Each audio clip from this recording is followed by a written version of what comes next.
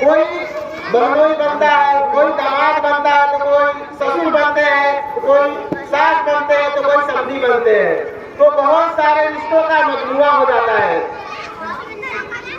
کیونکہ یہ نکاح اسلام کے اندر بہت آسان ہے، لیکن آج مسلمانوں نے اسے بہت بھاری سمجھ لیا ہے، بہت بوجھل بنا دیا ہے۔ نبی اکرم صلی اللہ علیہ وسلم کی زندگی کے اندر نکاح سب سے آسان تھا۔ خیر نکاح ایسر، سب سے اچھا نکاح وہ ہے جس کے اندر کم خرچ کیا جائے، لیکن آج ہمارے سماج معاشرے کے اندر شادی بیاہ نکاح بہت بھاری بنا دیا گیا ہے۔ بغیر دہیج لیے اور دیے ہوئے کوئی شادی بیاہ ہوتا ہی نہیں ہے۔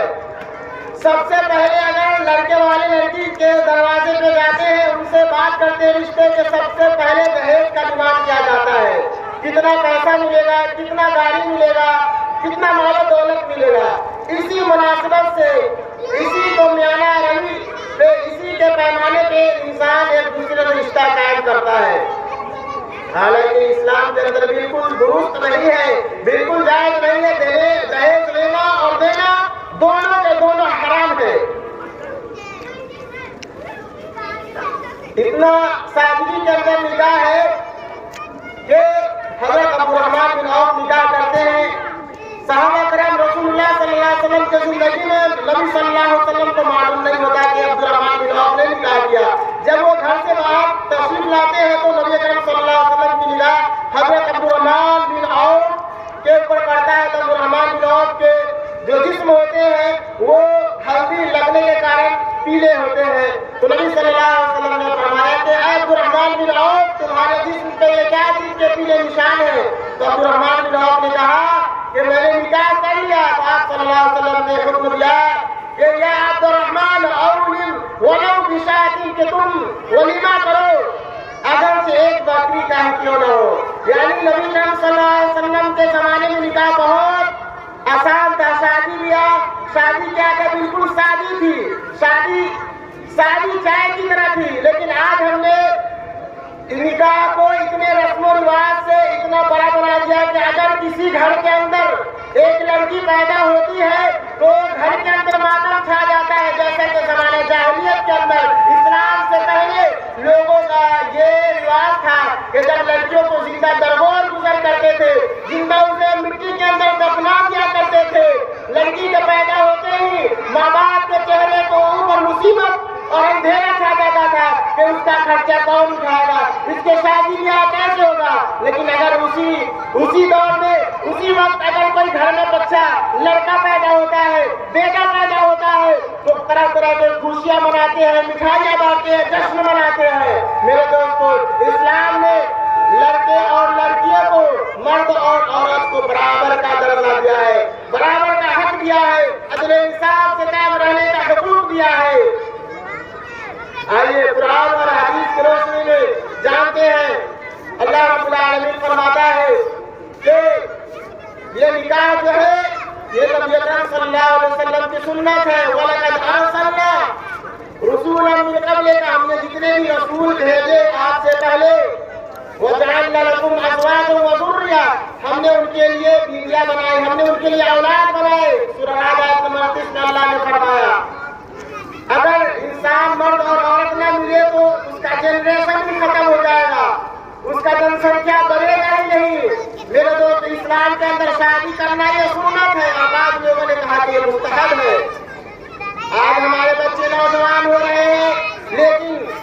ذرا بھی اپنے اولاد کی فکر نہیں ہے کہ ان کو وقت پر ان کی شادی بیاہ کریں۔ کان کھول کر سن لیجیے، اللہ کے نبی اکرم صلی اللہ علیہ وسلم نے ارشاد فرمایا، ابو داؤد کی روایت حدیث نمبر 3080 اور مسلم میں اور بخاری میں حدیث ہے 2066۔ اللہ کے نبی اکرم صلی اللہ علیہ وسلم فرماتے ہیں یا معاشر الشباب من استطاع منکم الباءۃ فلیتزوج، اے نوجوانوں کی جماعت، اگر تمہیں بات استطاعت ہو جائے تو تم شادی کر لیا کرو۔ اگر اللہ نے تمہیں 18 سال کے اوپر بالغ کر دیا ہے، مال و دولت دے دیا ہے، اپنے بیوی اپنے اولاد کا خرچہ اٹھانے کے لائق ہو، اللہ نے تمہیں صحت اور تندرستی دیا ہے، تو تم صحیح وقت پر نکاح کر لیا کرو۔ کیا فائدہ ہوگا اگر کوئی صحیح وقت میں نکاح کرے گا؟ تو برائیوں سے بچتا ہے، دنیا کے فتنوں سے بچتا ہے۔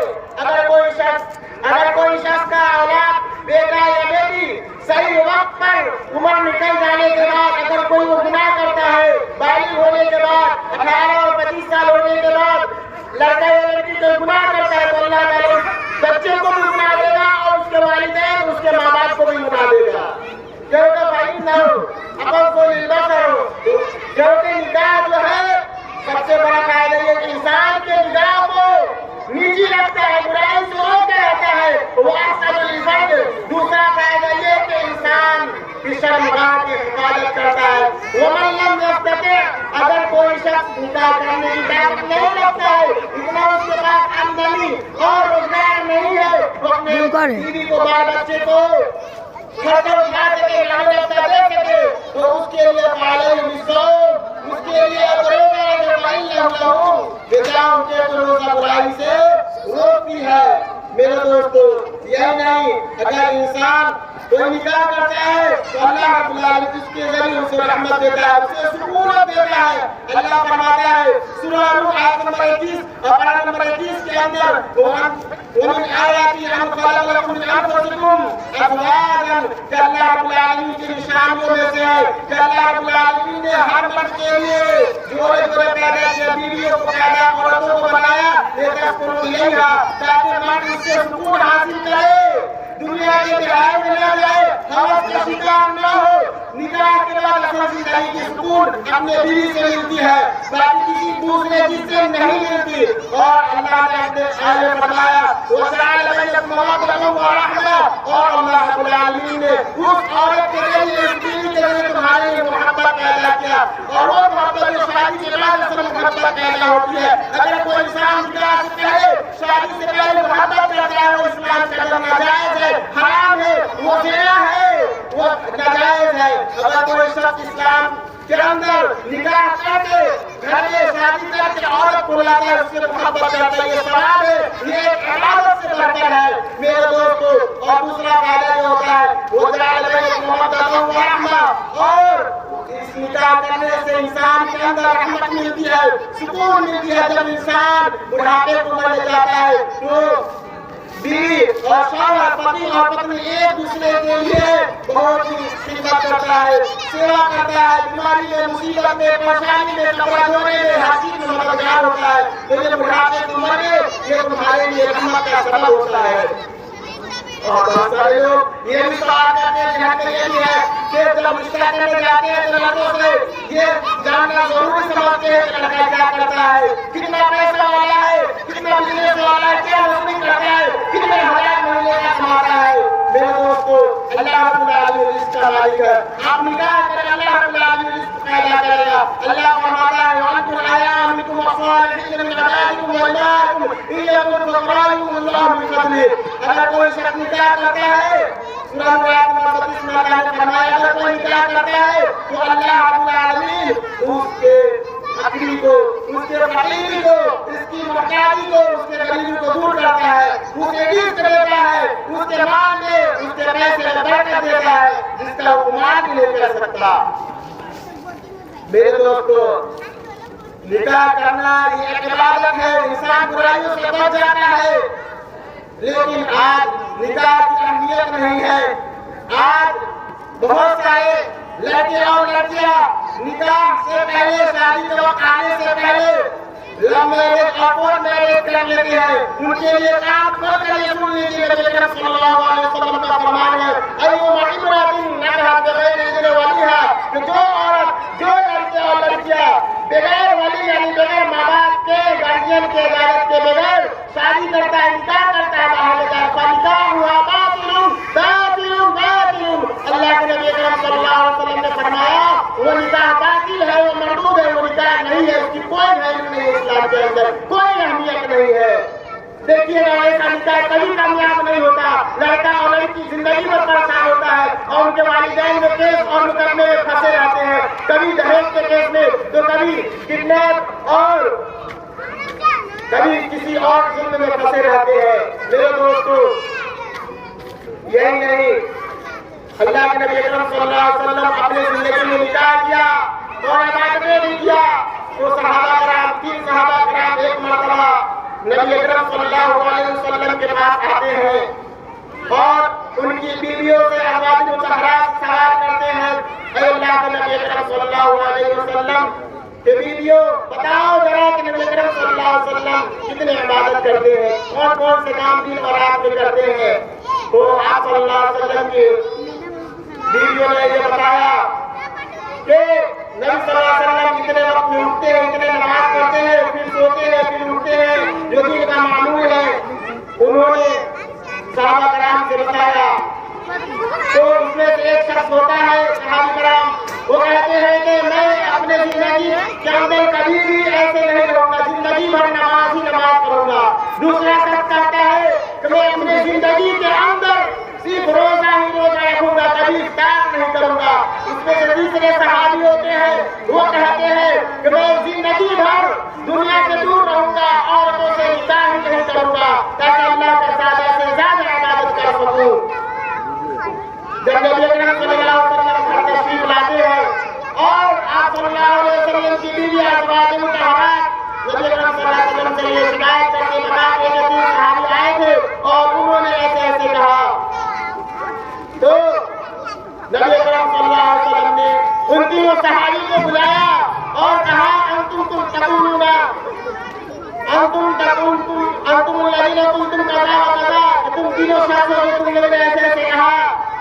واللہ انی لأخشاکم واتقاکم، کہ بات کھول کے سن لو، میں اللہ سے زیادہ تقوی اختیار کرنے والا ہوں، میں اللہ کا نبی ہوں اور اللہ سے سب سے زیادہ خشیت اور ڈر اختیار کرنے والا ہوں، اللہ کا خوف اپنے دل کے اندر بیٹھانے والا ہوں۔